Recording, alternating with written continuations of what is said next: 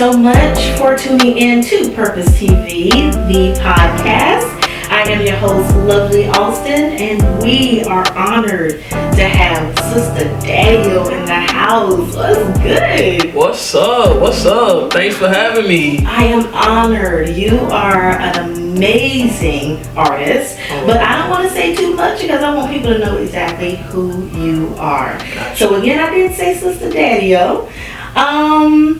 Tell us about that. Tell us about your name and how you came upon Sista Daddyo.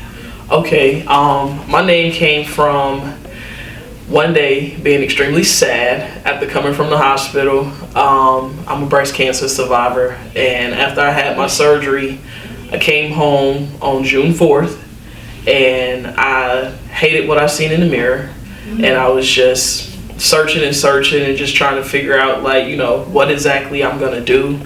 And I just felt like I wanted to represent of being a breast cancer survivor and being in that sisterhood, but I also wanted to represent myself in my masculinity and have the name Daddyo, which, attached to me. So I thought Sista Daddyo. I think about when you in church and you have Sister Johnson that is extremely nice to you at church, you feel that connection. So I wanted to symbolize that sisterhood, and I also wanted to symbolize that masculinity. Wow. Okay. Yeah. That's dope. Okay, so tell us about your journey. Anything you want your audience and your fans to know about you and your upbringing. My upbringing. Yeah. Oh wow. Yeah, my upbringing is extremely chaotic. My mom, she was 17 years old when she had me, and completely unfit, as most 17-year-olds are. Right. You feel me? And so I was adopted at age 7. My mom and dad and my family in the North Carolina area was just, just that urban lifestyle, the 90s. It was just a wild time to kind of just be bringing a child up. So I was adopted by my great aunt and great uncle in Virginia. So I moved from High Point, North Carolina to Hampton, Virginia with my aunt and uncle, and they pretty much raised me. And I kind of want to the people that rock with me, I kind of just let them know it's okay to be from two different worlds. It's okay to be active in two different worlds. Once you get in age, it's kind of attractive to be urban and suburban.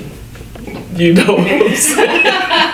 So yeah, that's it. And I grew up in sports, in trouble. I loved sports at one point in time, but then I loved the streets more. And then so just kind of just being rebellious and just very to myself. Not to myself, but just doing what I wanted to do.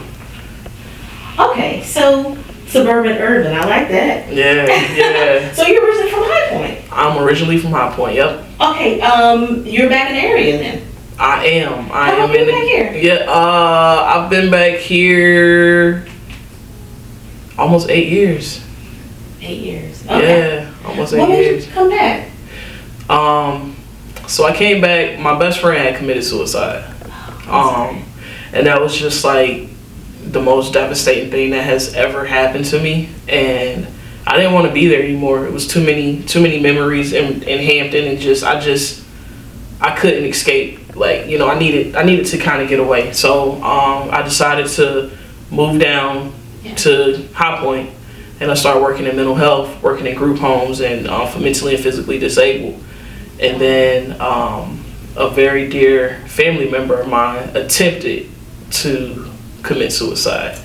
And so so that's what brought me back here. I can continue, but that's what got me back here. Okay, wow. Yeah, okay. Yeah. Gotcha. So that's something kind of, it has to be a near and dear type thing to your heart, people who lost and who have attempted suicide. Mm-hmm. That's huge. I've been down that road personally, myself. So man, real quick, and since we're on that note, any message that you have for anybody who's, struggling with that? I don't know if I have a message. It's hard for me to even touch because I can say things like, get yourself some help and, but when you in that field, you in that battle, it ain't really nothing that you hear. You know what I mean? It ain't really nothing that you can kind of say to somebody to kind of console them. My only advice would just be in nature. Take a walk. That's the advice that I would give. Wow. Yeah. Okay, well, let's all take a turn. Okay. Talk about music. Let's do that. All right. Got heavy. It got real heavy. I'm sorry. Okay. Yeah. So music. Okay. When did you know that you wanted to get into hip hop? All my life. Really? So, so I have like a musically inclined family on both sides.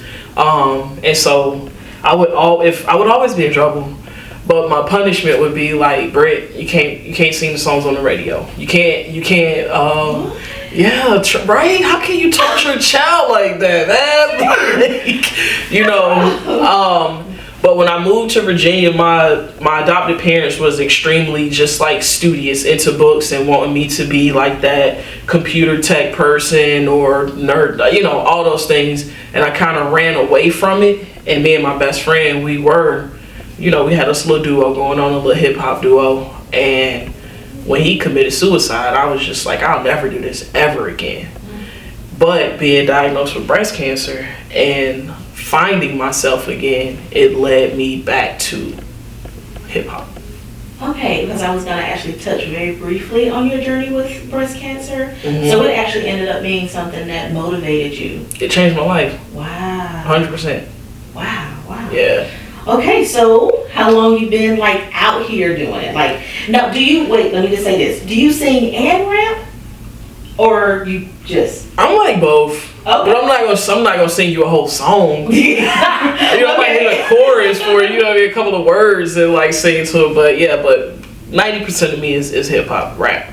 Nice. Yeah. Nice. Yeah. So were you one of the people who can just go off the cuff and do like a little battle? Oh, for sure. And just off the dome. Oh yeah. Man. Lunch table, beating on the tables, I'm the one rapping. I didn't go to class. I went to all 4 lunches and I'm rapping at all 4 of them. Mm-hmm. And I don't care what's up, who want it. Let's get it. But yeah, off the dome. Mm-hmm. Wow. Okay. So for how long? Like, so in school is when you kind of started? Yes. I mean, man. Yeah, my brother told me like, yo, I remember we used to find your little raps whenever you moved to Virginia. So I was like 6'5", like writing stuff down, composition books. Wow. Yeah, just so this always writing. Yeah. Has anything else been like, you know what? I want to do this. Has it always been this for you? Has it always been music for you? It has never, like never. Wow. I want to do mental health. I wanted to just kind of like have group homes for mentally and physically disabled all around. And so, yeah, music, like seriously, 2019. I was diagnosed with breast cancer in 2019. I started going to therapy in 2019. I decided that I have something to say, and hip hop is the way for me. It makes me feel good, just able to express. Yeah, express myself and get it out. Mm-hmm. Do you hit those points like in your music? Do you talk about it? What you're doing? No, and yes and no. Okay. So where we are at, I express myself through like a more vulgar way. I was celibate and abstinent.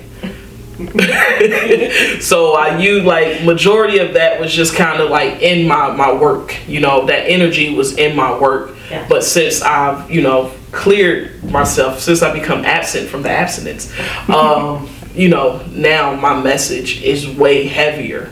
Because it's kind of like you kind of need to find direction, you know what I mean? Like when you first doing something, you don't really know exactly what you're doing. So you just doing stuff, but when you kind of like get everything in order and write your plan out and get it all figured out and stuff, you just know. So yeah, that's where I'm at now. But in the beginning, I was not here. Wow. All right. So I know that we touched on a little bit about that you had breast cancer. Let me ask this: when did you find out that you had breast cancer? I found out in February. No, I found out officially April 20th, 420, which is like the big day for me. 2019, 420, 2019, officially. But I knew probably like 5 years before that. Wow. Yeah. How did you? Everybody handle things differently. How did you handle it? It became my greatest strength. Wow. I did not realize. I never knew myself prior to this. You know what I mean? Like, I never truly knew who I was prior to this. So I handled it by dismissing everybody in my life. I just, I had to clean up house. You know, everybody, just anybody, grandma, everybody. I needed to isolate myself because I needed to know myself.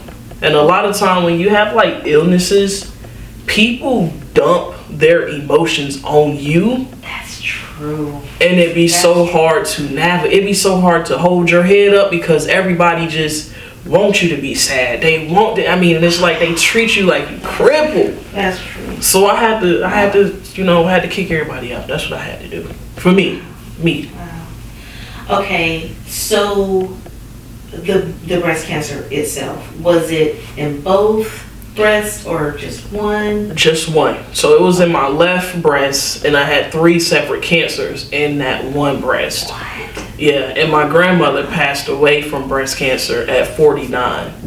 So I decided to get the bilateral mastectomy. I didn't do any chemo. I didn't do any radiation or any of that. Wow. I changed everything about myself. I built a tribe that helped me just through, everything. I changed my diet up, changed the way I look at the world. Just, wow. Yeah. Wow. Okay. So I don't think I personally know anybody that went through a double. Mm-hmm. Do you feel I'm assuming that you did that because of the history. Yes. Of breast cancer in your family. Mm-hmm. You felt like that was the best option. Mm-hmm. I wonder if you went through any type of, almost a journey of grieving a loss of those of those tits. Okay, well, breast. What's their mourning process? I don't. So it's like yeah and no. The loss of that kind of made me withhold from intimacy because that and it's so strange to say that's kind of like a piece of you that kind of get taken away, so you don't really want to, if you don't know the pieces of you, you don't want to share those pieces of you. You know what I mean? So I mourned the loss of it, but I was kind of happy a little bit too. Like, I'm not even gonna hold you. That's where the brand Fucker Bra come from. Like, that's my brand, Fucker Bra. And it just, I was kind of almost felt free, almost, yo. Like, wow. When you come home and you take your bra off, like, that's the best feeling in the whole wide world. So it's like, yo, like, I had to kind of like find the good in that, so that's where the brand came from. But I did more than that. Like, I still don't feel my chest 100%. You know what I mean? Like, the smallest thing can kind of like give you the biggest. Like, I'm having a fit. You can take one finger and just try to touch it, and it feels like people are throwing like ice at my chest. It's like it just feels funny, you know what I mean? Just trying to get those nerves and everything back together. So I mourned it, but yeah. How long was from the time that you found out you had breast cancer to the actual operation? How long was it? About 2 months. Oh, it was fast. Yeah. I had been battling with this for like 10 years. Like this, like we were trying to figure it out. At first they thought it was thyroid. Then they thought something was wrong with my brain because of the the side effects, the leaking and the discharge of the breast. It could have been a thyroid issue. It could have been a brain issue. It could have been, you know, all these different issues. And so when you kind of trying to figure this out, you going back and forth to the hospitals, you kind of like, man, screw this. I don't do this no more. You know, and then next thing you know, it's like 2 years done passed, and then the problem get worse, and then 4 years pass, and then it's like, I can't even wear a white t-shirt. You know what I mean? So, but once I got in there, once I got that, I feel like God confirmed everything before I actually went to the doctor. So I was like, you know, once I get in here, I'm not going to stop. I'm not going to chicken out. I'm not going to, you know what I'm saying, do what I used to do. I'm really going to take care of this. And that's what happened. So I found out in April 4/20, and I had my surgery on June 3rd. Wow. Yeah. Okay. Shout out to that good insurance. You know what I'm saying? Like, nah, okay, yeah. Insurance is wild. I recently started therapy because I had insurance. Yes, like, man. That's what's up. Real quick, touch on your brand, Fuck a Bra. Okay. So Fuck a Bra is my brand, and it's spelled PHUCKHBRA. So Fuck a Bra. And it's just about freedom. It's just about feeling free, regardless, you know, who you are. We all are not the same people, but ultimately we all want the same. We want to be happy. We want to be free. We don't want nothing chained up to us and holding us back, or no bondage. Fuck a bra. Nice. You have like merch and all that? Oh yeah, we got everything. We got hats, we got sweatshirts, we got do-rags, we got, we got merch. Nice. Yeah. Well, with that being said, how can we get in contact with you? How can we find your merch, find your music? Give us the whole rundown. Yo, so you can go to my website, sistaddyo.com, SISTADADDYO. You'll be on top of all my new music, all my new merchandise, all my new endeavors, anything that I have going on. You know, sign up to that email address so we can really like build and, you know, form a relationship with each other, because what you see on my social medias, you may not see on my website. You can also go to fuckabra.com, PHUCKAHBRA.com, and yeah, social media, Sista Daddyo, everything is SISTADADDYO.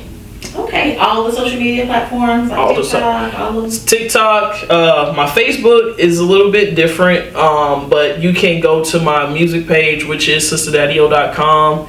By the time everybody hear this and see this, it will be Sista Daddyo everything. Nice. Got you. All right. Last question: is there any advice that you can give, or any encouragement that you can give to up and coming artists? Yeah, just stick to the plan. Things will happen. Sometimes, you know, delays will come. You'll kind of be, you know, moving like a turtle, you feel like, but the turtle wins the race before the rabbit. You know, it might seem like everybody is on top of everything doing that. Just stick to your plan, stick to your script, and just trust yourself, and know that if you follow your play, it's gonna go good.